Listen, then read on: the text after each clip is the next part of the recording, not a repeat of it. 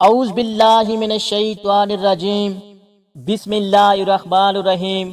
محترم ناظرین، السلام علیکم ورحمۃ اللہ وبرکاتہ۔ حضرت ابراہیم علیہ السلام اور چار پرندے۔ مفسرین نے لکھا ہے کہ سمندر کے کنارے ایک آدمی مرا ہوا پڑا تھا۔ سمندر کا پانی چونکہ چڑھتا اترتا رہتا ہے، چنانچہ جب پانی چڑھا تو مچھلیوں نے اس لاش کو کھایا، اور جب پانی اترا تو جنگل کے درندوں نے کھایا، اور جب درندے چلے گئے تو پرندوں نے کھایا۔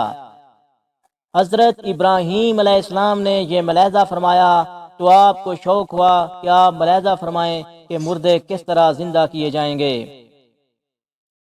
چنانچہ آپ نے بارگاہ الہی میں عرض کی، اے اللہ پاک، مجھے یقین ہے کہ تو مردوں کو زندہ فرمائے گا اور ان کے جزائے دریائی جانوروں اور درندوں کے پیٹ اور پرندوں کے پوٹوں سے جمع فرمائے گا، لیکن میں یہ عجیب منظر دیکھنے کی آرزو رکھتا ہوں۔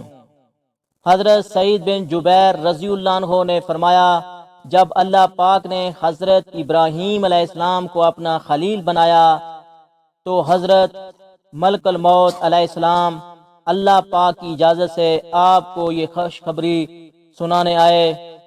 آپ نے خوشخبری سن کر اللہ پاک کی حمد کی اور ملک الموت علیہ السلام سے فرمایا، اس خلت یعنی خلیل بنائے جانے کی نشانی کیا ہے؟ انہوں نے عرض کی، دلیل یہ ہے کہ اللہ پاک آپ کی دعا قبول فرمائے گا اور آپ کے سوال پر مردے زندہ کرے گا۔ تب آپ نے یہ دعا کی، اے اللہ پاک، مجھے دکھا کہ تو مردوں کو کس طرح زندہ کرتا ہے۔ اللہ پاک نے فرمایا، کیا تمہیں اس پر یقین نہیں؟ حضرت ابراہیم علیہ السلام نے عرض کی، کیوں نہیں، لیکن میں چاہتا ہوں کہ میرے دل کو قرار آ جائے کہ تو نے مجھے اپنا خلیل بنایا ہے، میری دعا قبول فرمائے گا اور میرے سوال پر مجھے عطا فرمائے گا۔ محترم ناظرین، حضرت ابراہیم علیہ السلام کی فرمائش پر حکم خداوندی ہوا، تم چار پرندے لے لو اور انہیں اپنے ساتھ خوب مانوس کر لو، پھر انہیں ذبح کر کے ان کا قیمہ آپس میں ملا کر مختلف پہاڑوں پر رکھ دو، پھر انہیں آواز دو، ان میں ہر ایک اپنی پہلی والی شکل و صورت بن کر تمہارے پاس آ جائے گا۔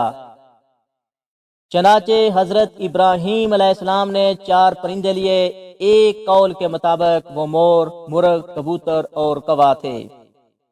آپ نے انہیں بحکم الہی ذبح کیا، ان کے پر اکھاڑے اور قیمہ کر کے ان کے جزا بہم ملا دیے، اور اس مجموعے کے کئی حصے کر کے ایک ایک حصہ ایک ایک پہاڑ پر رکھ دیا اور سب کے سر اپنے پاس محفوظ رکھے۔ پھر ان پرندوں کو آواز دے کر بلایا، آپ کے بلاتے ہی حکم الہی سے وہ جزا اڑے اور ہر جانور کے جزا لہدہ لہدہ ہو کر اپنی ترتیب سے جمع ہوئے اور پرندوں کی شکلیں بن کر اپنے پاؤں سے دوڑتے آپ کی خدمت میں حاضر ہو گئے اور اپنے اپنے سروں سے مل کر پہلے کی طرح مکمل ہو گئے۔